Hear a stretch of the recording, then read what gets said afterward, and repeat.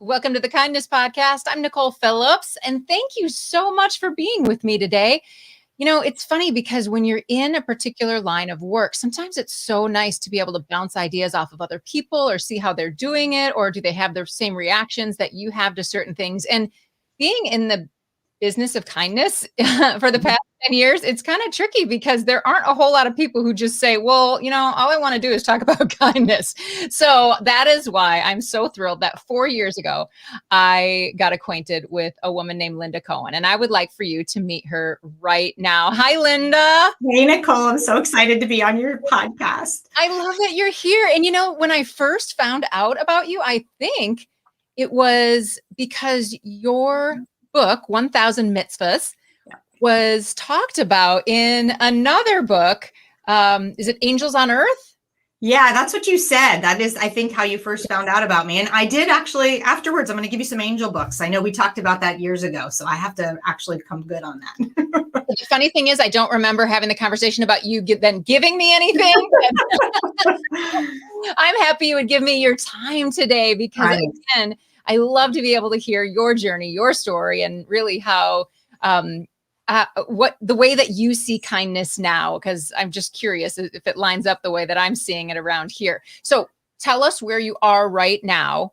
Okay, I live in Portland, Oregon. I'm originally a New Englander, though, from the Vermont, Massachusetts area. Wonderful. And you've got grown kiddos. Well, 20 and 23, yes. One just graduated college during the pandemic, and one is a sophomore in college. So yes, I do. And did you get them back again? I did. They both came home in March. Yep. We had 6 months of emptiness and they both came home. My daughter graduated and is still living here. My son is back doing some virtual life at college. So yeah. And I know many of your listeners probably experienced all sorts of changes in who was at home because home became very different last year. So it still might be. Yeah, no kidding. Home and work became so different. Yes. I'm going to talk about the work you're doing with kindness in the workplace. But first, I'm really curious about 1,000 mitzvahs. And I know that it came for you out of a place of grief. But, you know, was there one sort of catalyst moment where you said, I'm going to use kindness to heal, or was it a gradual process? Yeah, it was completely a gradual process. I definitely feel like this was supposed to be my next path. So my dad, I had lived with both of my parents. My parents were divorced and I had moved to live with my dad in high school in rural Vermont. And we had a really challenging relationship. And I, left the East Coast, moved out to Portland. And in 2006, in the spring, I got a phone call and he said, Linda, I've just been diagnosed with terminal lung cancer and they've told me I have less than a year.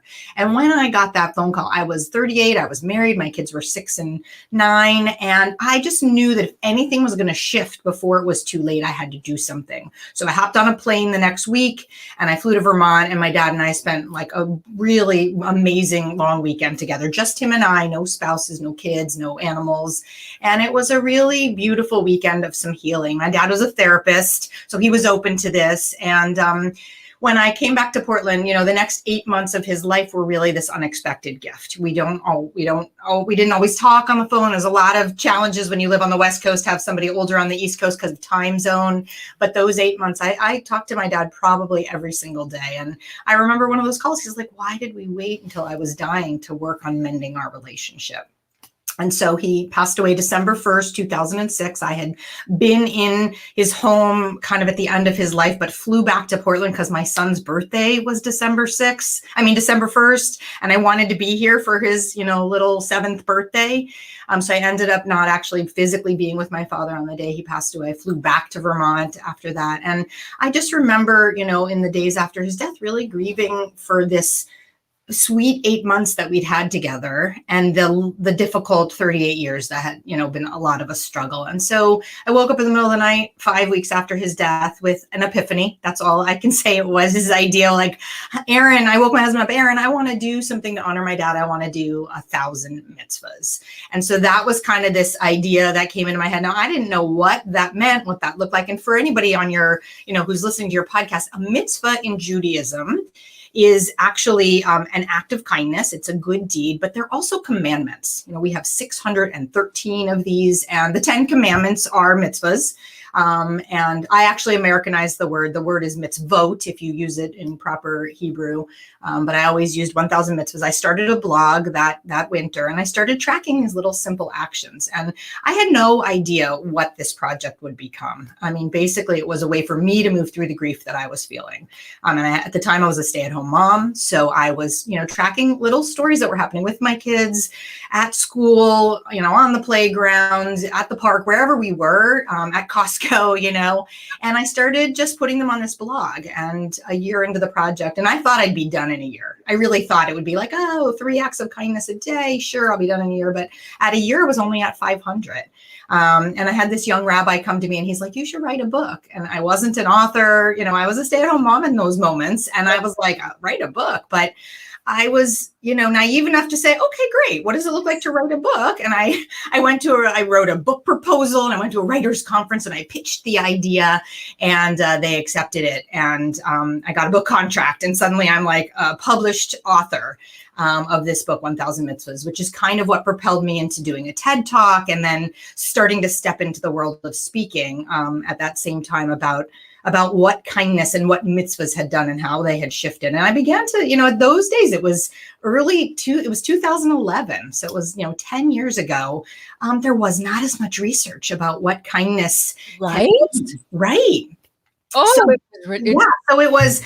was for me, the lessons that I had taken away. And I came up with my 3 lessons that I had learned in the 2.5 years of doing the project, which were, number one, the size of the kindness didn't necessarily matter. Yes. It could be small. It could be simple. I actually tell a story about changing a roll of toilet paper, which I know is ridiculous, but I ended up talking about that on podcasts and on television when my book was out, because, it's just this little simple act that you do that makes the world a little better for some anonymous other person. So just that idea of the size of the kindness didn't necessarily matter.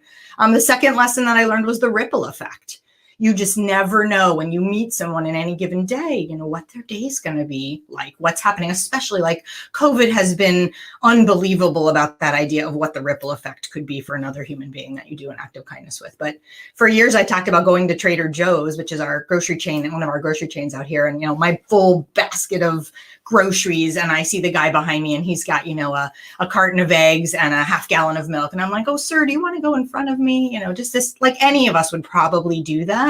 Right. And he said, sure. He goes in front, he tells, thanks me. And he tells the cashier, oh my gosh, that was the nicest thing that anyone's done for me today.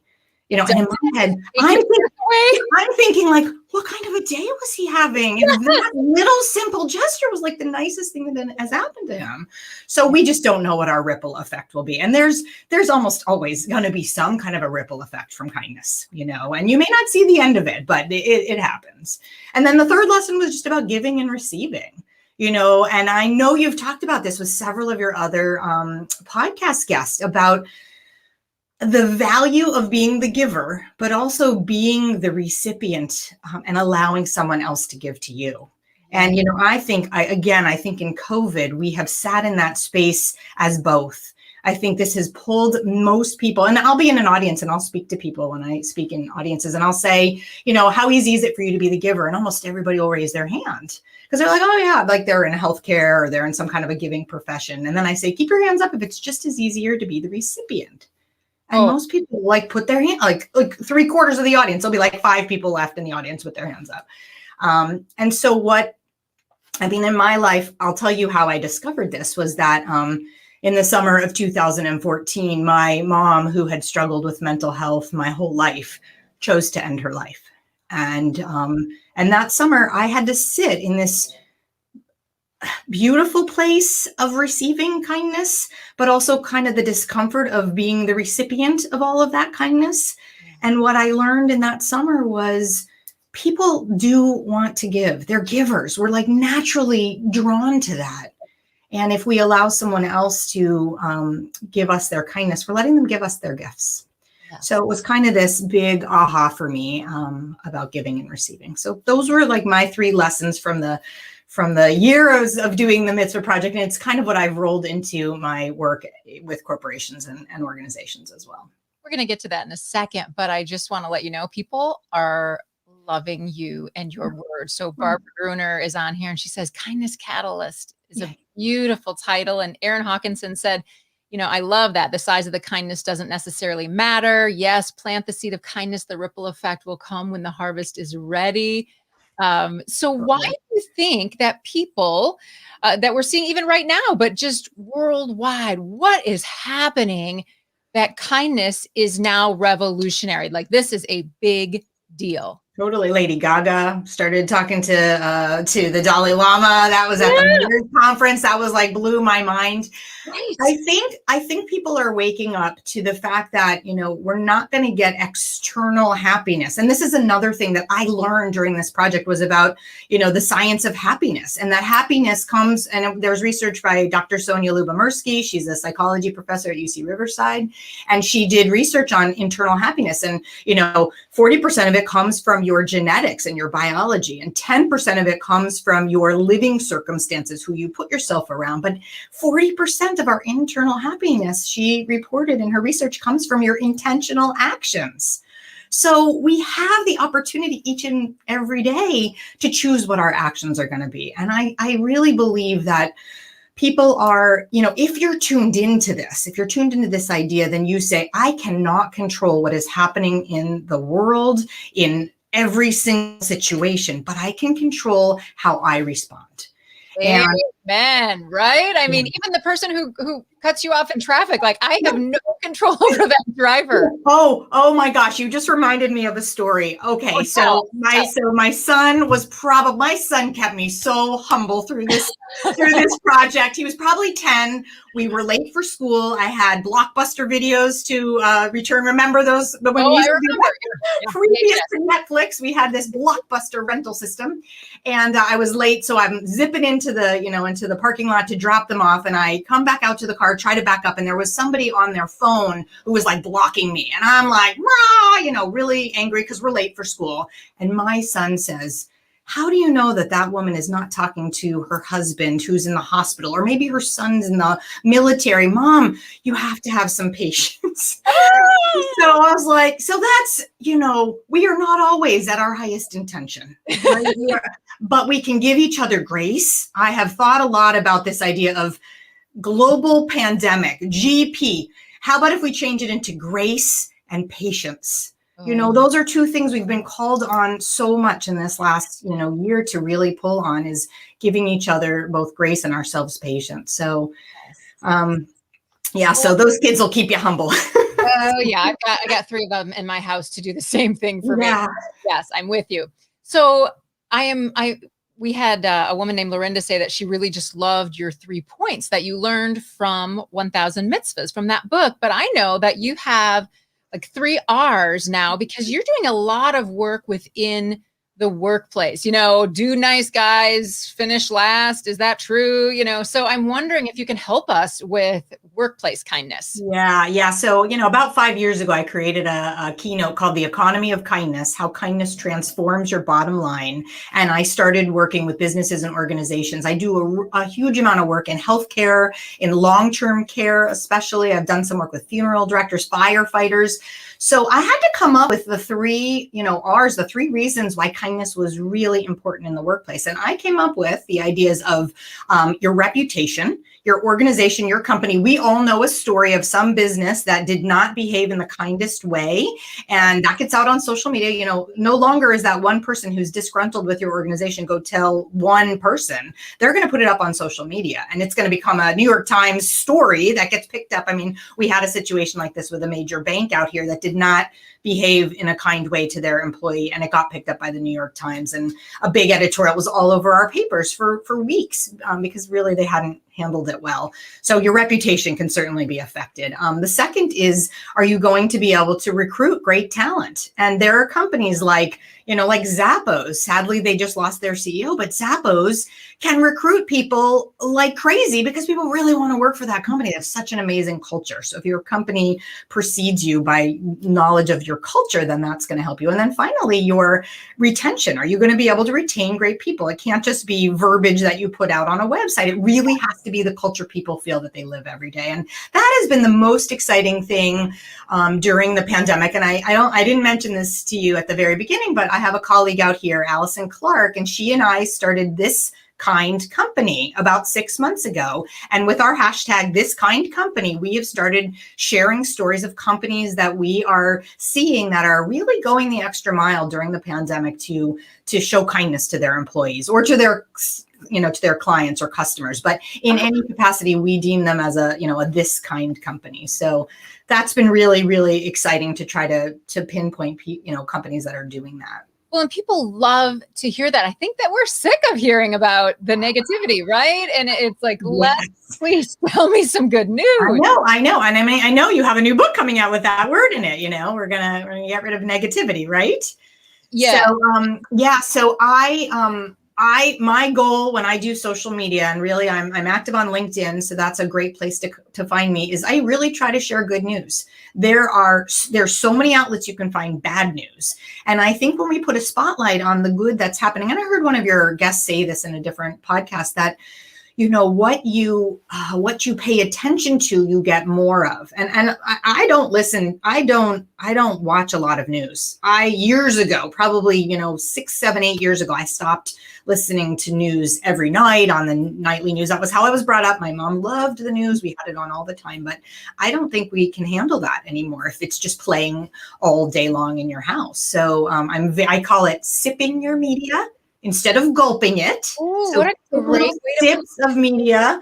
I don't think that I made that up. I think I heard that somewhere, but I loved it. So sip your media rather than gulp it, and then choose what you put into your head. And so I shared a story. I don't know if you heard about this story about the New Jersey plumber who heard that Texas needed plumbers. And so he packed up his 2-year-old, his wife, his brother-in-law, who was an apprentice to him in plumbing, $2,000 worth of plumbing equipment, and they drove to Texas to help out the folks there who had lost, all water. And I posted that story, like I typically do, a story on LinkedIn, and people loved it. I got so many comments about it because people were like, oh, it's so refreshing, humanity, people doing the good. And I'm saying, this is happening all the time. You're just not aware that good things and kindness and people are talking about this. And by the way, my friend Allison and I, we got to interview him on that second week. He had gone back to New Jersey, drop off the 2-year-old with the grandparents because it had been a lot for them to handle. Right. And so it was so wonderful. So that's actually was, exciting to be able to elevate his message and what he had done and be able to share that with other people. Mm-hmm.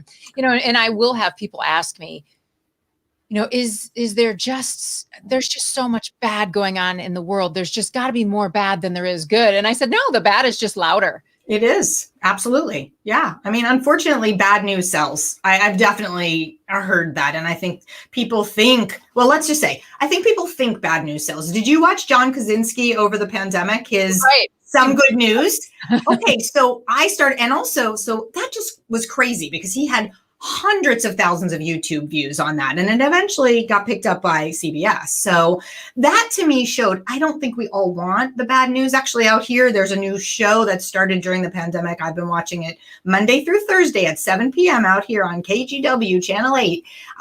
The good stuff. And they're showcasing local stories that are good within the Portland Metro, Seattle, Vancouver area. And it's been fast. It's been amazing. And like you said, there is a lot of good stuff going on, a lot of good news. We just don't highlight that. So. Okay, Linda, your book is coming out in October of 2021. Yes. Tell us what it's called again, and can we pre-order it? Will it be like an Amazon? And yes. It is. We are doing edits right now, so it's not available yet for purchase. It's called The Economy of Kindness: How Kindness Transforms Your Life, and it will be. How Kindness Transforms Your Bottom Line. The Life was my first book. It'll be out 10 years after the mitzvah book came out. It will be about culture in the workplace and the lessons and ideas and thoughts and ways that you can consider how you can build this culture. It'll be a quick read. I'm not a heavy duty, and I know you're working on your next book too. It's like, I wanted to make it easy for people to pick up, glean something, take away an aha, think about how we could put that into our workplace and make it happen. So give us one aha before we let you go. Let's see, one aha. That'll just be like, oh, I could do that. That would Okay, so I mean, this is very personal for me, but I'm Jewish, and so often organizations don't pay attention to the calendar if it isn't the, the majority calendar. Yeah. So I've often been invited to events or meetings or something gets planned in the high holiday season, which is in September for us. And, then I have to be the person who says, "Oh, I'm so sorry, you planned this on my holiday." These holidays are as important to us as Easter or Christmas. These are our biggest holidays. And so Kazoo has an inclusivity calendar, which you can look at if you, as somebody who's planning events for your organization or your business, wants to make sure you're including everybody in the scheduling. So that's one. Kazoo, like kazoo.com. Aazoo. Yeah. I included that in the book because it was often something for me as a Jewish person. I always felt we're only 3% of the population, and I didn't want to be the squeaky wheel. But then, my kid would miss something at school, or I would miss something, or I couldn't attend something. And, so that's one way to make sure you're being a little more inclusive. So yeah, what a great tool. What a great resource for bosses or event planners and, all of that. Linda, thank you. I'm just so happy that after 4 years, we finally me too. Work, right? Can we meet in person sometime? I would really like that. I think that would be a lot. I cannot wait for that day. That'll be great. That sounds awesome. So much. And I just want to say thank you to everyone for watching the Kindness Podcast live or listening to the Kindness Podcast, wherever you find your favorite podcast. It means so much to me that you would come and join me for a little dose of happiness. Have a great day.